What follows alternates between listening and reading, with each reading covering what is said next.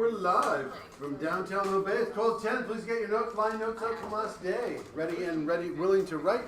If you have not yet already, please put your phones in. I hate to have to take it out of your hand and give it to your husband. That would be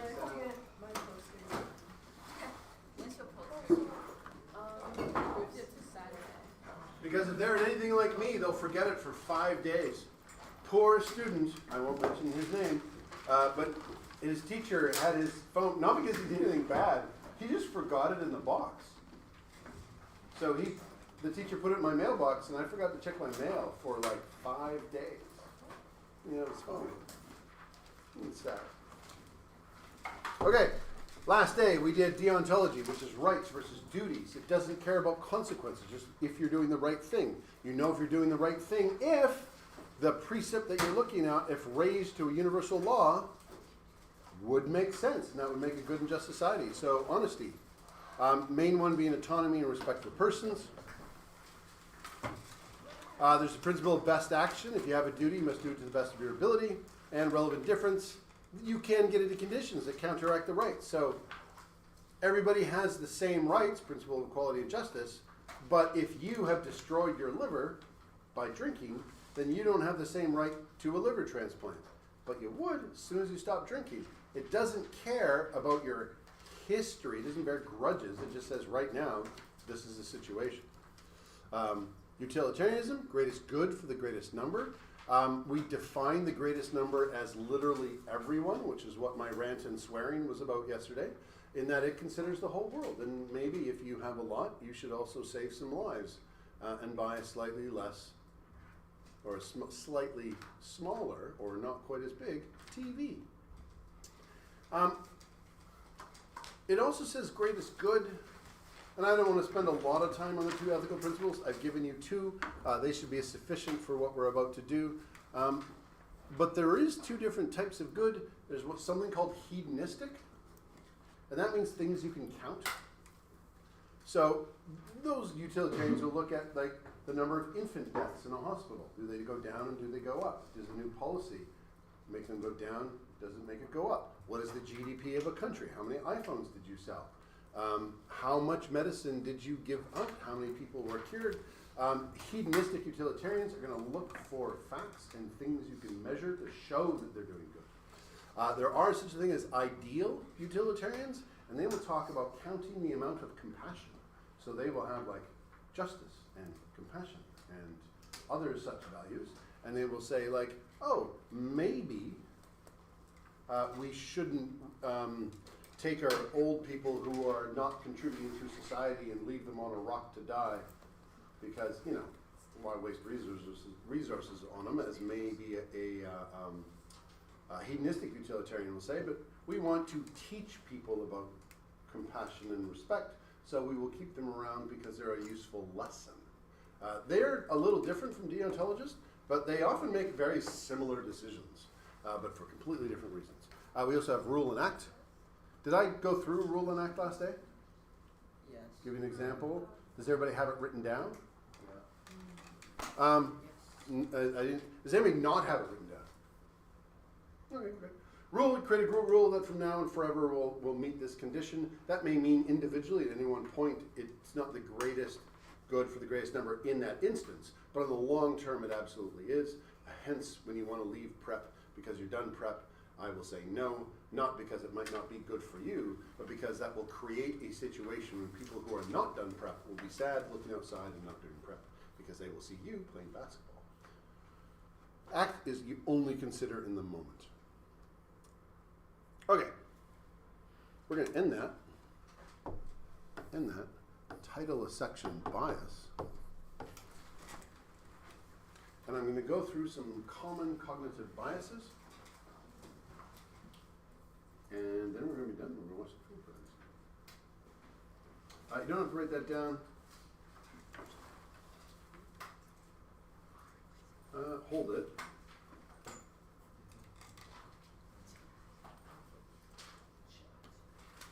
I won't show you them. I'll just start here because I've already got it written down. First bias is belief bias. Did we do this last time? No, I like this. I teach you a little bit of logic. Logic has arguments that have premises and conclusions. I'm going to show you two different arguments. Here's the first one. All dogs are animals. Some animals are not German Shepherds. Therefore, some dogs are not German Shepherds. Stop talking about Graham Shepherd. Anything wrong with this argument? Yes? It's not saying that animals are dogs. Like, it's only saying that all dogs are contained within the umbrella term of animals. It's not saying animals are contained within the umbrella term of dogs. Mm-hmm. So the second rule cannot lead to the third rule because we don't have enough information. It's really bad logic. You could use this logic to say that German Shepherds aren't animals or aren't dogs. This logic doesn't connect. Most of the time, curse you, people will agree this is great. And the reason they agree is because, is this true? Some dogs are not German Shepherds? Yeah, so if you agree with the conclusion, you're often going to agree with the argument. And it's a way of sneaking in bad arguments to people that already agree with your conclusion. So if you start off with a conclusion you know people agree with, you can often sneak in other things that's really bad logic and imply different things. It's called belief bias. You already have a belief, and you're more willing to take in false things. If you're like, how does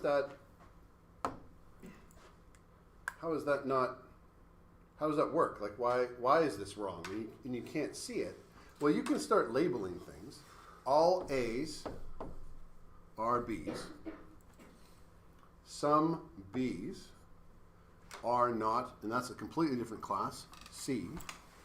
Therefore, some A's are not C's. And in this case, we have A is equal to dog, B is equal to animal, and C is equal to German Shepherd. And we can mix it up. We could keep A is equal to dog. I have no idea what this is going to do, but I'll keep doing it until I get something wrong. B is equal to German Shepherd, and C is equal to animal. And let's take that one and go, some dogs, we're keeping that same, are German Shepherds. Some German Shepherds are not, let's see, animals.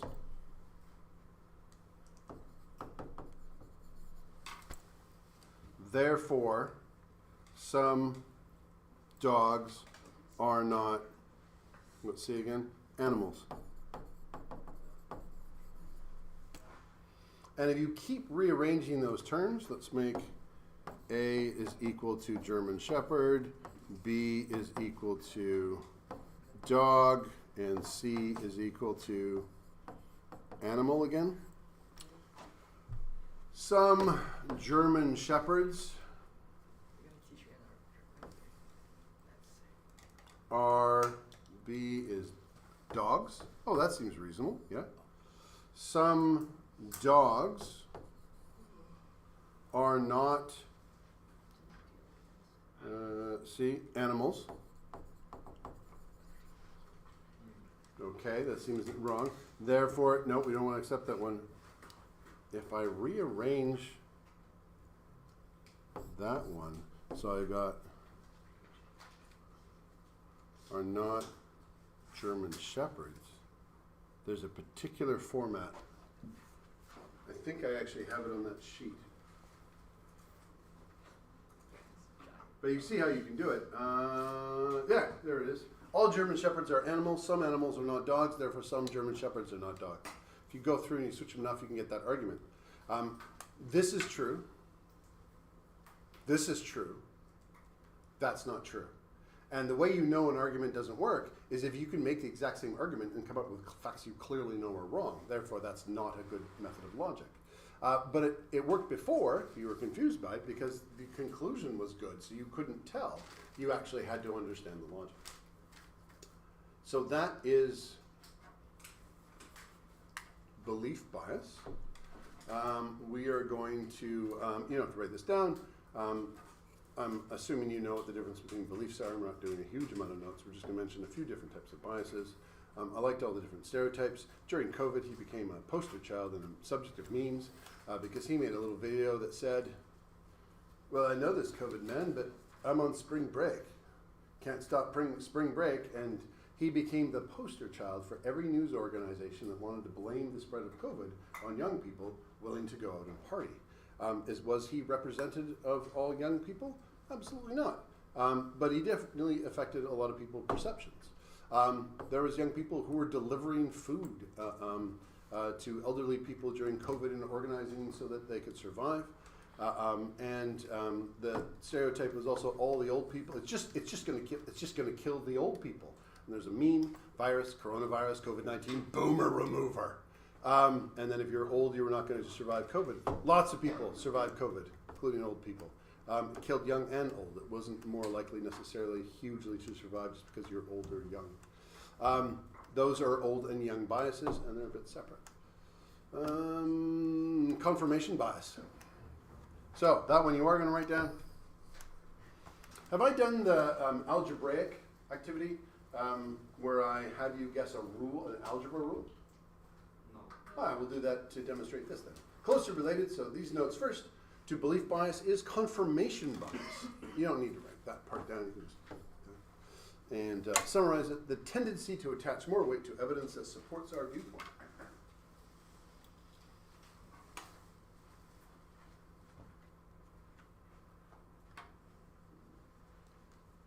This is one I find quite hard. I have to really think to make sure that I'm not going to do this every time, because if you already have a well-established, proven belief in your head, every time you hear evidence that supports it, you're going to believe it more. But there's a psychological thing that happens is when you hear evidence that contradicts it, your brain just ignores it. It doesn't give it as much weight. And so it never really erodes it. And that's a common thing that happens to everybody. All of these biases are easy to identify in other people. It's no great ability to be able to identify a bias in someone else. The entire point is to be able to identify them in yourself, so that you can look at the media that's trying to use that mistakenly or deliberately to convince you of something. So if they're using your confirmation bias, you probably want to know. All of these are used in advertising and every piece of social media that's trying to convince you of something. So here's the mathematical thing I'm going to do. I'm going to give you a sequence of numbers. Your job is to guess the rule. It'll be like an algebraic rule or it's just a math rule. Did I already do this? I can't remember. Okay. The one about If you remember it, then please you did the clock. be quiet for a moment. It's not the clock one. Oh. Okay. Your job is to guess the rule. Before you can guess the rule, though, you have to give me a sequence of numbers that you think demonstrates the rule. And then I'll just say whether or not that meets the rule, and then if you're right, you can then state what the rule is. Okay? So I will give you one sequence, and then your job is to guess the rule. First, however, you have to give me a sequence to double check what you're doing. Okay? Does that make sense? Okay. Here is my sequence of numbers. 2, 4, 8. What is my rule? Yes? I think I remembered it. Oh, you think you remember it? Is it, wait, 2, 4, 8, 14? All right, so you're guessing? Yeah. 2, 4, 8, 14 does not meet my rule. Hold it. 2, 4, 8. Yes, it does meet my rule. Yeah. Is it 2, 4, 8, 14, 24?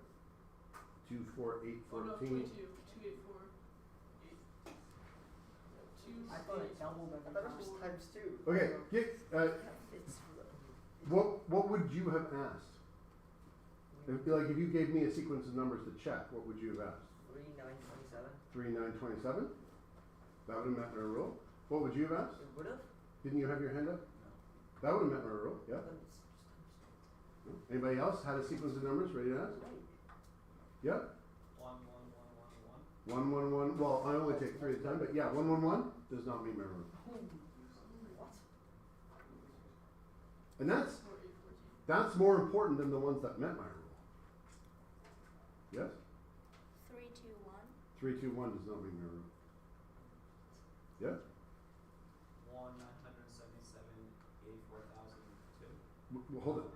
Was that a 1, a really big number I can't repeat, and then the number 2? No. Oh, okay, what's the first number? 1.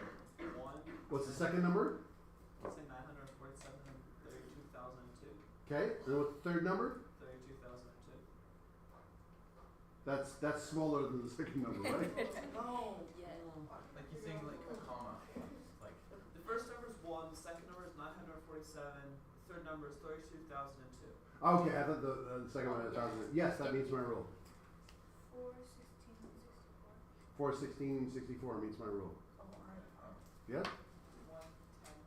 110, 5. 110.5 does not meet my rule. Negative 1 million, 0, 1 million. Meets my rule. I already did. I thought I saw him. 1,000,000,000 billion. 1 million billion meets my rule. Oh, we got What's my rule? 1, 2, 3, 4. 1, 2, 3, 4 meets my rule. What's my rule?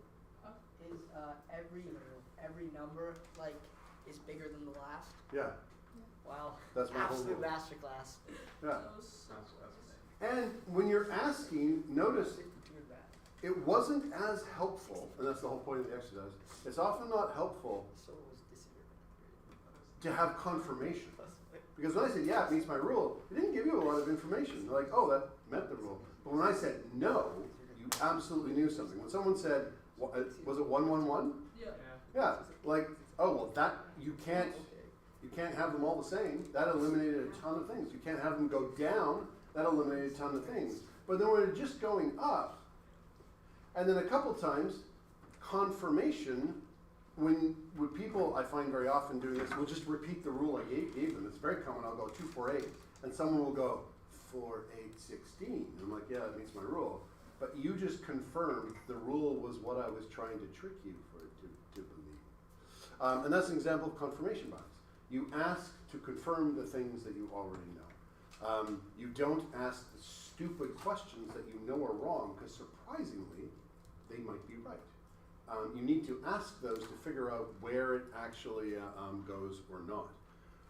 And that will tell you a heck of a lot of information. Then practically speaking, confirmation bias, if you already agree with someone, it's very closely related to belief bias. If you already agree with someone, well, you're more likely to agree with the other things they say too, because we attach more weight to them. Good? There's going to be a whirlwind tour of biases. Do you do these in another course? No. What? We already did that. From liberal. We're not going to do that. Political analysis is the easiest way to do these. Cognitive bias, excuse, we already did all that. That's no, we're not going to do that. That's just an example. That's another example. These are not picked from local politics. Notice, 2014. Things just don't change. Everything is the same. But it is a useful example. While Putin is scheming and beaming on how to take over the world, President Obama is watching March Madness. Putin bad. Need to deal with him. Great move on delay by Vladimir Putin. I always knew he was very smart. Putin bad? Now good. And then the number of people who retweet and see that and go, like, he's brilliant. I'm like, but he said two opposite things. Like, it's not bad if you change your mind. But sometimes people would post examples, and he said opposite things, and it's like hours apart. Have you seen Kanye West's tweets? No. A lot funnier. You don't want to. They're a At lot some funnier. point in the past, I used to go on Twitter, and now it seems to become a den of scum and villainy that I just try and stay away from. I have to do so much work to clean up my feed just to make it not bad all the time. No, we're not going to do that. Nope, we're not going to do that.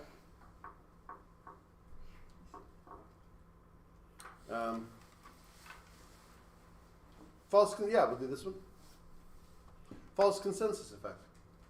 The assumption that views of yourself and your peers. Wait, is this under? Biases, yep. that attitudes held by us and our peers are held by society at large. I find this happens so often in the house. A young person, after getting into a little bit of trouble, sit down to them after their atonement, and they'll be like, I know I shouldn't have done it, I'm going to be better. It's a little hard, because you know, Mr. Neufeld, I know Mr. Sullivan, I know everybody has his day, but like everybody drinks at Brentwood, like everybody all the time. Like there's stuff going on every weekend. It's really bad. You guys should do something. And I was just talking to a grad a couple of years ago. They were a grad, and they graduated grade 12. They came back their next year, so they weren't that long out. And we're sitting down in the dining hall having lunch, and I was talking about their first year, and they were like, their younger sibling had now been in Brentwood for a couple of years, and they're like, yeah, the school has really changed. Like, there seems to be more drinking now, because when I was in school, there was never any drinking at all. Nobody drank.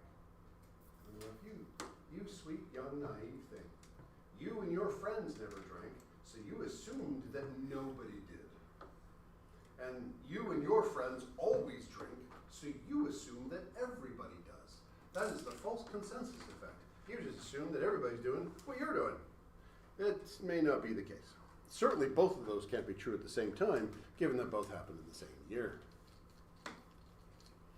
If you download media, people tend to overestimate the amount. Those of you using those illegal streaming sites tend to assume that everybody does that. Not everybody does that. You do that.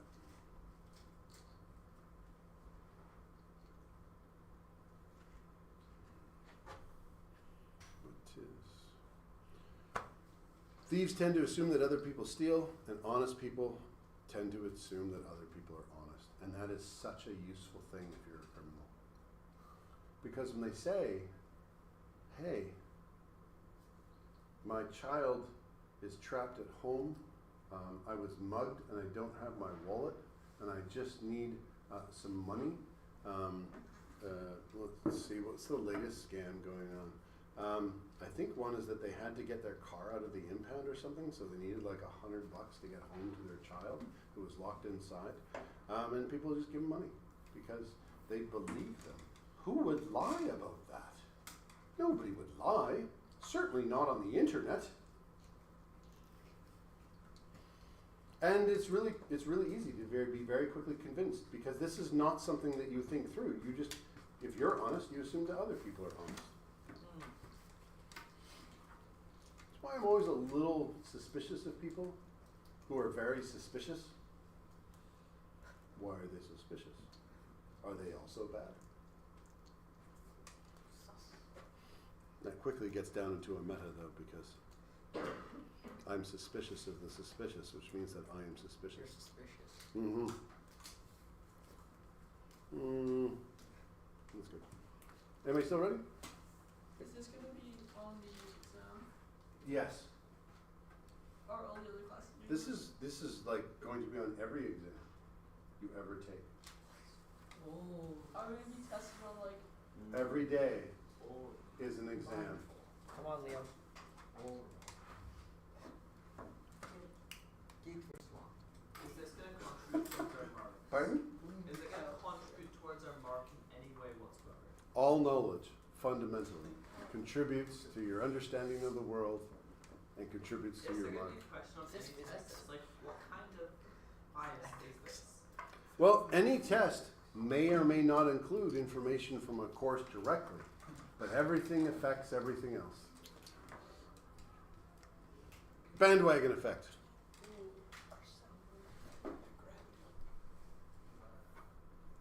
Yes. A tendency to align our belief system with the belief systems of those around us. We have shown, as in human researchers have shown, that your very sense perception can be affected by what people are saying around you. If people are saying around you that they're feeling itchy, and they keep going on and on about it, you can start getting itchy. Some of you might be feeling that you're itchy right now. And there's not going on, I'll get questions in a moment. There's a form of what they call hysterical panic,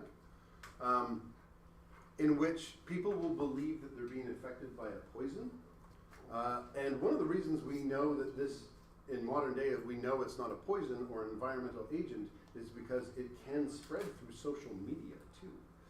One particular school was entirely shut down. There was a weird smell that was noticed in one classroom. Some of the students reported that they found it difficult to believe. That quickly spread throughout the student population. Some students ended up having seizures and convulsions. They had to evacuate the school, and they pulled everybody out. And then they noticed people were getting sick through social media. People states away who knew them, and they heard the reports were starting to feel sick. The treatment is to stop everybody from communicating to each other, let them know that everybody's recovering, and just wait, and it will slowly go away. You try to align yourself with what's going on around you. It's just a normal response. Is that why when like someone laughs, it's like easy for you to laugh as well? You're just going along with the group. When you Ain't happening, buddy. That ain't happening. That's a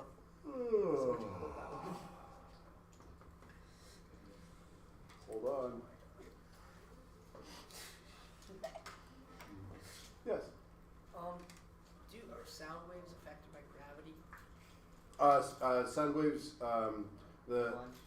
the particles of the medium that sound waves are traveling through are affected by gravity. So that means the sound waves are affected by gravity. So yes. But they're only affected as much as the particles are. So sound waves don't bend down because of gravity. They only would if the particles were. So if you spoke up like this, No, it would come back down, and then you could hear yourself. no, it has to reflect You it. can always hear yourself. And there you go. In fact, it would just fade out because of gravity, the particles get further and further apart, and it gets fainter. Yeah. Some examples. Kate, Advertising, obviously. Hold it. Is there anybody who wasn't done with this? You don't have to write this down. I understand it. I don't have the video for this anymore, but it was a great boon and a great loss when gluten-free became a dietary fad. There are people who have celiac disease, and what celiac disease, if you haven't heard of it, if you have gluten, it literally destroys the villi of your small intestine, so you can't absorb nutrients, and you starve to death while eating food. It's incredibly bad.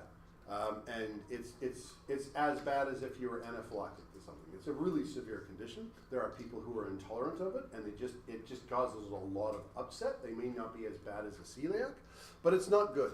And how you know the difference is if you can have cheat days, you have a diet. You don't have an intolerance. If you're like, oh well, I don't eat gluten, but I'm just going to eat this chocolate cake, that's just you choosing not to eat gluten.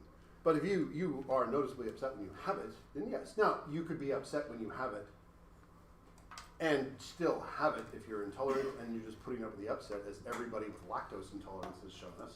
Because the number of people who are lactose intolerant who still eat ice cream is way too high. But the boon to this is because it went into a fad, there's a ton of gluten-free offerings on our grocery shelves that didn't exist like 10 years ago. There's so many, it's fantastic. The bad part is going to a restaurant. A restaurant, if they're truly doing gluten-free, has two separate stations. One that is gluten-free with a cutting board and a knife that has never touched flour or wheat. And if it does, it has to go through a very extensive separate cleaning process. Gentlemen, you're writing notes. Maybe here, because I don't see anything going on. I can show you. I can show you. No, I don't want you to show me. I want you to go right there. Right there, and then notes. No, scribble. And what they do is they prepare food in a completely separate location that has never been exposed to gluten. So when you order, it's a big deal. It takes them a lot of extra work. They don't mind doing their work. They want to be able to support everyone. But when you order that, they do all that work, and at the end you go, you know what? After my gluten-free meal, I feel like a little treat, and I'm going to have some chocolate cake. They won't say anything, but the chef does want to kill you. Because they could have just made it gluten-free in the wheat section, because it's not going to hurt you. You just didn't want it, so you'd get like a few tiny little particles. It's fine. If you're not allergic to something, you just don't like it, don't tell them you're allergic. It's a huge impact on the kitchen. So don't say I'm anaphylactic to peanuts. Say I don't like peanuts. And then they'll just make sure there's no peanuts there, but they won't prepare it entirely intensely separately. And it was a bandwagon because all of a sudden, for some reason, it became cool to be gluten-free. I don't know why that would be, but nothing wrong. Lots of things can be cool. Smoking and leather jackets will always be cool, no matter how unhealthy either one of those are. Advertising uses it, of course. 9 out of 10 dentists agree. McDonald's famously used to put the number of burgers they served in the world as a number, and then eventually that number just got so big they just say now billions, just to tell you that like this is how popular we are. If more of your friends vote for a certain party, it makes you statistically more likely to vote for that party. Facebook has done experiments to see if they can affect your voting choice by which friends they show you the feeds of now that they're in control of that. It's not by date, it's by what they show you. So if they want you to vote whatever, they can just show you the people that are voting for that and put down where you won't see it the feed of people who are voting the opposite. And they can have a measurable effect on the election. And then, of course, the classic one, I did this in university in a psychology class. You just get a bunch of friends and you all get in the elevator with someone and you see them go, and you just go like you're going to go, and then face the opposite way like you're expecting the door to open on the other side, and you can often get that person to turn around.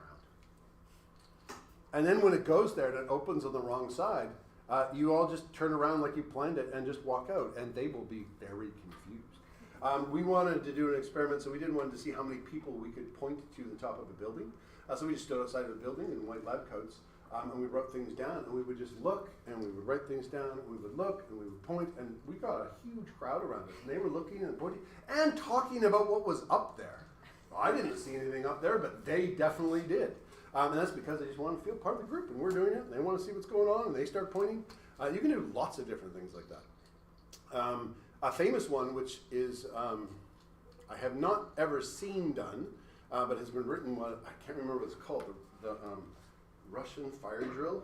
The nationality will often change. Polish fire drill is when you're in a line of cars and you've all stopped moving. Like you're not moving, the line's clogged. You get out of your car, you just start yelling like, Polish fire drill, and you get everybody, like you should go out, and you get everybody to line up in their cars, and they go through their car and out the other side. And it's a Polish, it's just a thing to make people do. You speak with an authoritative voice, and you get a few friends to do it with you. You can get whole lines of cars of people doing it with you. And that's fun. And then people invented prank YouTube videos, and all of that went bad, and now don't do that because someone might hit you because they think you're part of one of those, and those people can be really mean. Have you seen the videos where people like scream in stores and they gaslight the Yeah. workers? Oh. So funny. There's a difference between a good prank and just being mean for clicks and going, isn't this a funny situation? It's very funny. The Montreal Comedy Festival does some really good pranks. You know, a bush that's standing very still, and then when people walk by, they'll say hello.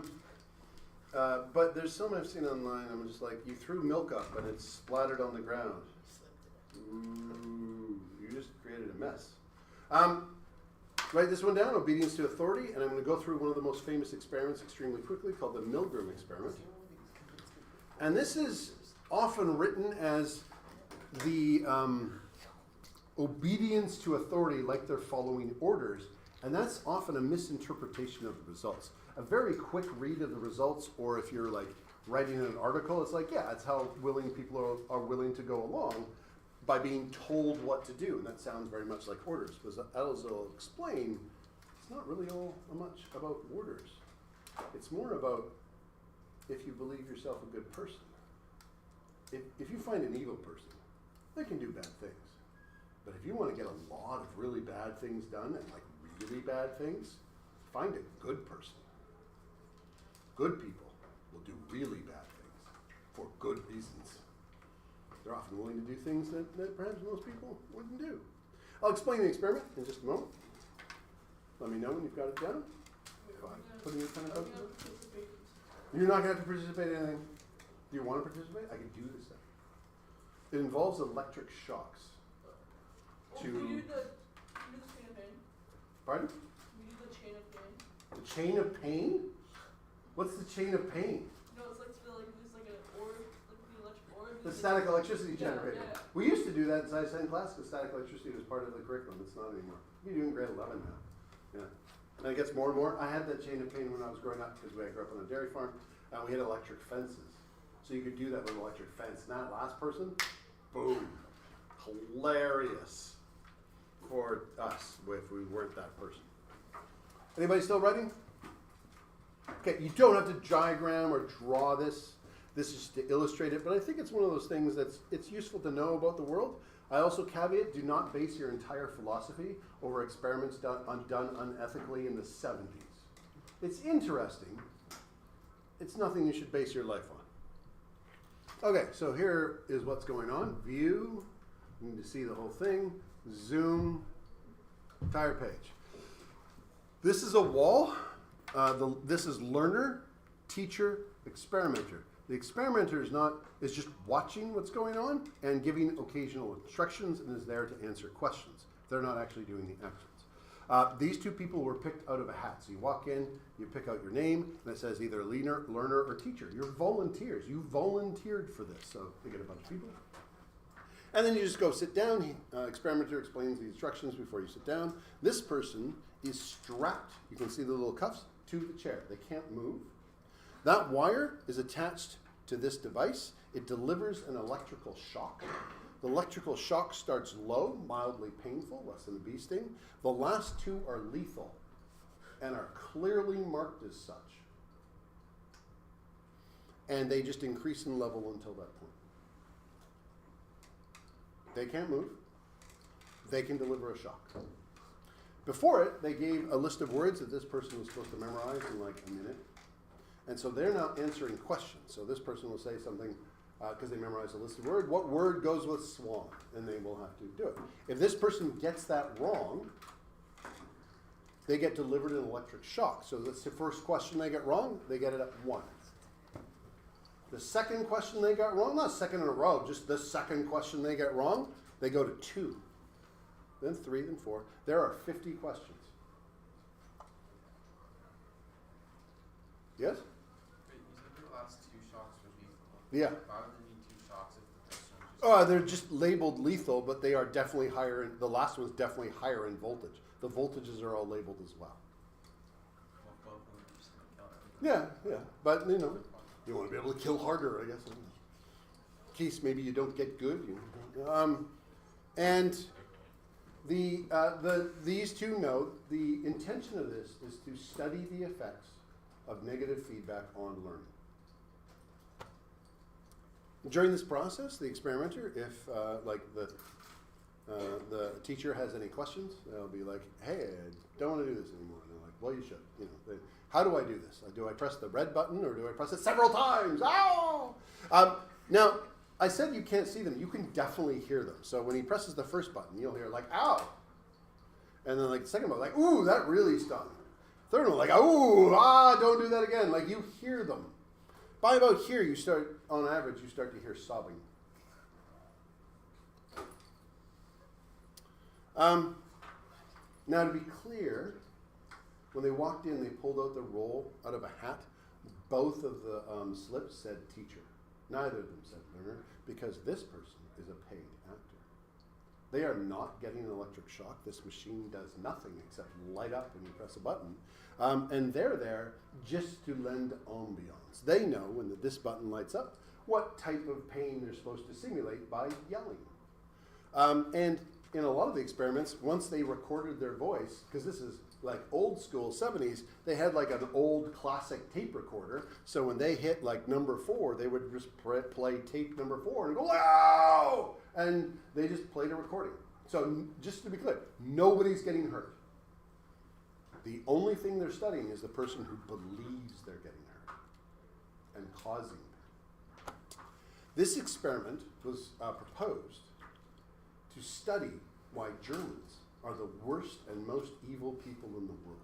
So their plan was to do the study in the United States, where psychologists in universities, when consulted, said that less than 1% of 1% would ever go beyond maybe 3. They never left the States. They didn't bother going to Germany, because what they found is that the people they tested, 30% or more at times were willing to go to lethal levels. And you're asking, why is that button there? Well, you're studying what they're doing. When you hit that button, they don't play a sound anymore to hint that you have killed the person. Lots of people still went right to the end. 30%. This is not like we picked the most evil people out of prison. We picked people who were available, college students, random people in town, people who just volunteer for stuff, good people. They still did. Now, they did a lot of different variations of this. It wasn't like 30% of every population. There was a way to get it down. It only went down to, like, the lowest for this was like 5%, 1 out of 20, so like, one of you. And that was varied. What varied it was what the experimenter said. So the experimenter said, like, the person gets to like 3 or 4 or 5, and they're like, I'm super uncomfortable with this. I'm not going to do it. The experimenter would say, this experiment is important. I order you to continue. That phrase had the least number of people. People would just get up and walk away. Like, I'm not doing this. You can't order me to, na, na, na, na, na. But the experimenter instead said the highest levels, the 30% levels, this experiment is really important for learning. It supports our community and our country. You don't have to stay and do it. But if you do, you're taking part in a process that is absolutely going to help people. And we would really like you to support science. And then people would go like, I want to support my community and kill people. If you're ever in the house as a prefect, or you've had a prefect or house parent talk to you, and they've told you, we're like a family. You have to support everyone. Yes, I know you don't want to do your job, and it seems a little unfair because you weren't on the list, but your roommate is away, and we just need someone to do it. They're using the most convincing argument. I mean, we literally got 30% of people to kill other people using this argument. It works. It's not necessarily untrue if it really is supporting the community, but people love to help. And it turns out that's great. Worked out really well.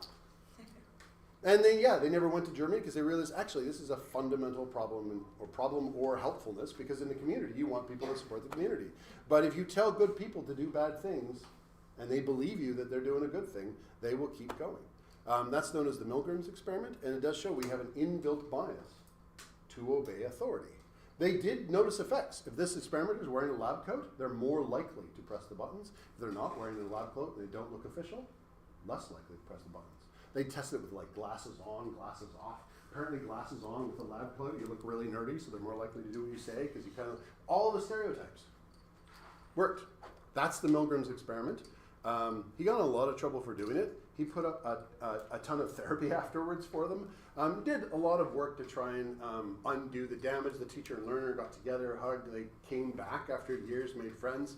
There's a whole nother experiment I'm not even going to tell you about called it a prisoner experiment. That researcher got in almost no trouble. He didn't do any therapy, and he just abandoned the people who were in it to whatever they did, and it was awful. Imagine volunteering and then being thrown in prison and then beaten by guards, and you're randomly picked which side you were on. The Stanford Prison Experiment, if you're interested in that sort of thing, is fascinating, but we're not going to do it here. In-group bias may take the form of employing stereotypes to explain the behavior of outsiders. And that means the people on our side are better than the people outside. Often, in most political campaigns, the ultimate outsider is immigrants. Everybody hates immigrants. Immigrants are terrible people. They take their jobs. Fundamentally, in terms of GDP and country health, any country that doesn't allow immigrants in has a lower economic outlook than ones who do. Immigrants are required, particularly in countries with a high standard of living and healthcare, because if it wasn't for immigrants, Canada's population would go down every year, and our economy would completely collapse. We actually require immigrants to keep going, because Canadians view children as expensive and tend to have 1.8 less than replacement value. We need something. They also do things like work hard and open restaurants with tasty food in them. So we kind of exploit them a little too when they first get here because they have to work really hard. Also, if you want to be an immigrant from Canada and you're not currently a Canadian citizen, I think you can just pay us $4 million or something. There used to be a path you invest in a business and you automatically become a Canadian citizen, and that's essentially a ticket to becoming a citizen because all it takes then is money. They may have gotten rid of that lately because a lot of people pointed out that's just discrimination against poor people. What are you doing? We're not looking at the quality of people who are coming in at all. We accepted a few people with criminal records and that apparently went bad.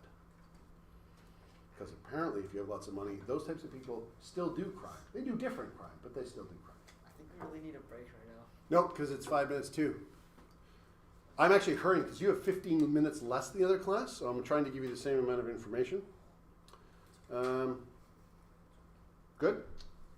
And I know I'm not giving you any videos, it's straight notes. We're going to watch movies for 2 straight days almost, so we'll make up for it later. This is just documenting that. This is the rate of crimes in Texas from 2015.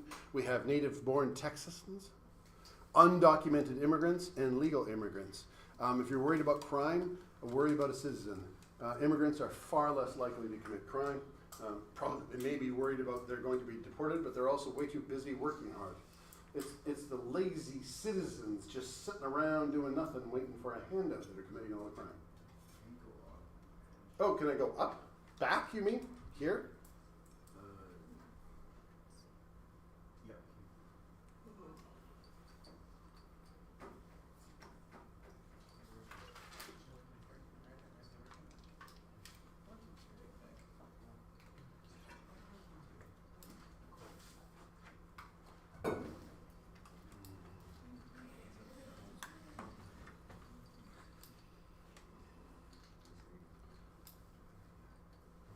Good? Okay. When we watch the films, by the way, the reason I'm doing this, I want you looking for bias. You should be referencing it afterwards. You can go look up other types of bias and add it in. I won't mind. But I wanted everybody to have a minimum of logic, ethics, and bias before we go watch a film and I ask you for your opinions, because they should be opinions that you can actually back up, not just random ramblings of a madman. That's reserved for the teacher. Good. Okay. That was our example. This is an important Canadian one. No.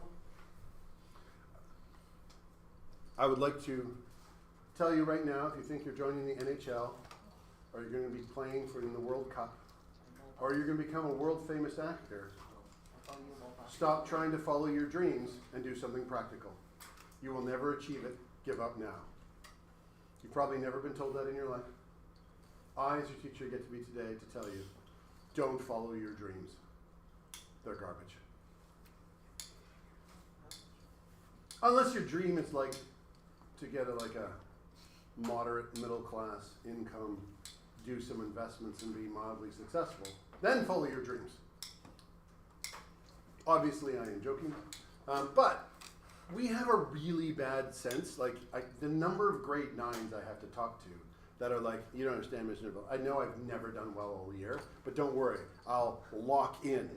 Like, what are you talking about? You haven't locked in a day in your life. No, but in the last month, I'm gonna lock in, and then I'll just magically. Maybe they can. Grade 9's not that hard.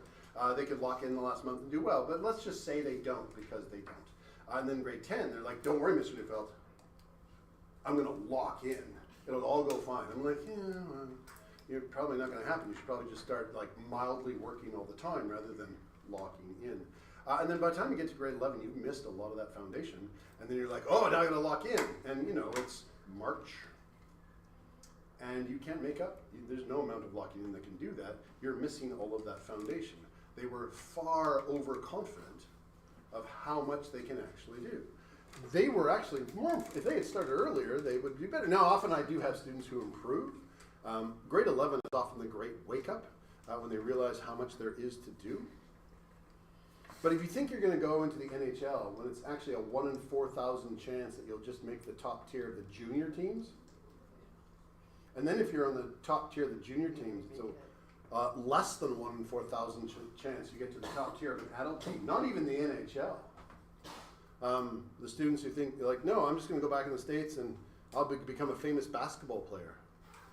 The best example I ever saw of this is the gentleman who played Star-Lord. What's his name? Chris Pratt. Chris Pratt. Chris Pratt was asked in an interview what advice he'd give to young actors. He's like, "Don't ask me. What do I know?" And he's like, "Yeah, I can act. Like, I'm in movies and I know what I'm doing and I think I'm pretty good and I've worked hard." And there are so many people who are better than me in every single way all at the same time, and they're not a famous actor. It's mostly luck to become a famous actor. He says, if you want to know how to become a good actor, ask the people who are working the little bit scenes who say one line, because they're doing that and they're paying a mortgage and they do that every day in 1,000 shows. I was just really lucky. Asking me how to become a good actor is like asking someone who won the lottery for financial advice. we're not the experts. And I liked it because it was refreshingly honest, and tons of people at that level say things like, well, I just worked hard, and anybody who worked hard can get to that level. And we all know that's not true. So yeah, if you want to follow your dreams and go to Los Angeles and become an actor, you can, but also focus on being the best server of coffee you possibly can, because that might be what you're doing. Do both. Hold it, why are you packing up? Oh no, I have one more hand up. The bell has not done. That bell is you have homework. This is a previewing reflection. We are now done all the different biases I'm going to do. And you're going to answer some questions about GMOs and what you know before you watch it. Genetically modified organism. I have no clue what that is. Yeah, but you have the It's like internet. giving a fly like eyes. We have no Oh, yeah. No, it's like giving dogs wings. CRISPR. Strongly support.